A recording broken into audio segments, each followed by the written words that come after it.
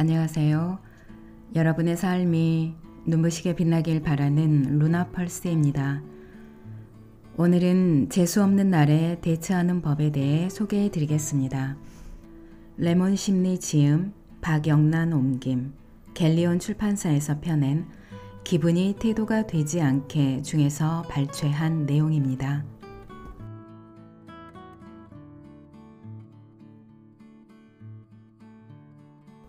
재수없는 날에 대처하는 법. 오늘따라 일이 잘 안 풀리네. 그런 날이 있습니다. 아침에 버스를 놓치는 흔한 일에서 시작된 오늘의 불운이 하루 종일 나를 쫓아다니는 것만 같은 날. 오후에는 상사한테 괜한 짜증을 듣고 중요한 메일에 치명적인 오타를 내는 것으로 부르는 정점을 찍습니다. 이런 날은 우연히 좋은 일이 생기더라도 주목하게 되지 않습니다. 이미 재수없는 날이라는 확신을 가졌기 때문에 누군가의 선의도 쉽게 믿지 못합니다. 이런 경우도 있습니다. 어떤 사람이 계속 거슬리면 그 사람이 뭘 해도 마음에 들지 않습니다. 나에게 살갑게 다가오면 가식을 부린다고 생각하고 반대로 무뚝뚝하게 굴면 괜히 도도한 척하는 것 같습니다. 이미 그 사람에 대해 일방적인 이미지를 만들고 웬만해서는 그 편견을 깨려는 노력도 하지 않습니다. 위의 상황을 나타내는 심리학적 근거가 바로 확증 편향입니다. 자신의 신념과 결정에 부합하는 정보에만 지나치게 주목하는 것을 말합니다. 우리가 어떤 주관적인 관점을 갖게 되면 이 관점은 머릿속에서 쉽게 떠나지 않고 계속 남아있게 됩니다. 그러다 보면 우리는 자연스럽게 그 관점을 뒷받침할 수 있는 정보를 찾는 경향이 강해집니다. 반대로 자신의 관점과 반대되는 정보는 무시해 버립니다. 판단이 하나씩 입증될 때마다 거봐, 내 생각이 맞잖아 라고 생각하며 편견을 강화합니다. 예를 들어 내가 짝사랑하던 상대가 나를 좋아한다는 생각이 드는 것은 지극히 주관적인 확신입니다. 이 확신을 입증하기 위해 나는 관점을 뒷받침할 수 있는 정보를 모으기 시작합니다. 상대가 나와 같은 강의를 듣고 같은 마트를 다닌다는 정보를 근거로 삼아 이렇게 생각합니다. 이렇게 우연히 반복된다는 게 말이 돼? 그 사람이 나를 보려고 일부러 그러는 게 틀림없어. 하지만 사실은 다릅니다. 그 강의를 선택한 학생은 한둘이 아니고 상대도 같은 수업을 듣는 사람 중 하나일 뿐입니다.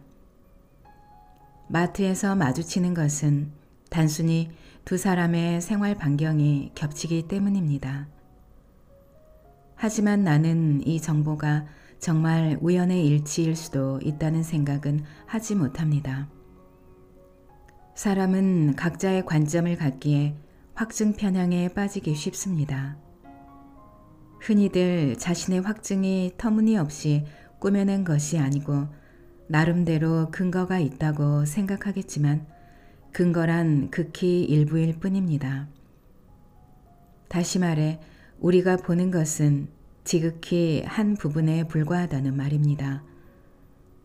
전체의 단면만을 본 뒤 잘못된 결론을 도출하고 거기에 몰입하면 주변의 반대 의견을 무시한 채 고집에 빠집니다.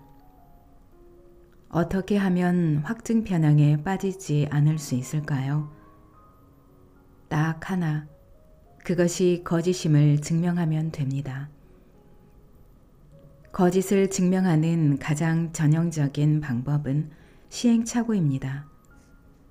한 가지 가설을 세운 후 그에 부합하지 않는 예를 계속해서 찾아내서 가설을 추정하는 방법인데 결국 최초에 세운 가설이 완전히 뒤집혀 버립니다.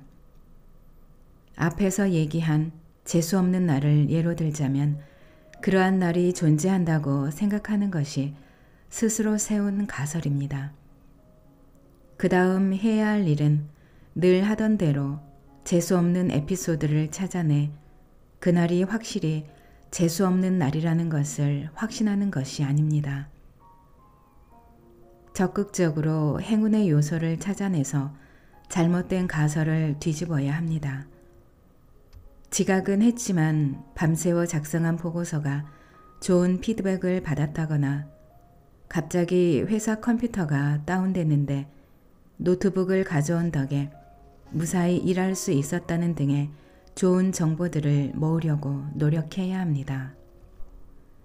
운이 안 좋은 날이라는 꼬리표를 붙이고 일상을 보내면 하루 종일 기분이 안 좋은 것은 당연합니다.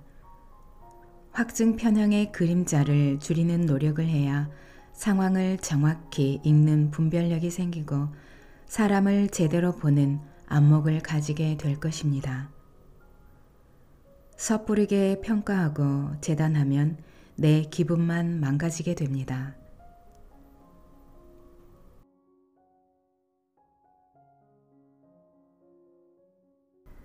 낭독은 여기까지입니다. 여러분의 구독과 좋아요, 댓글은 저에게 큰 힘이 되는 거 아시죠? 오늘도 끝까지 들어주셔서 감사합니다.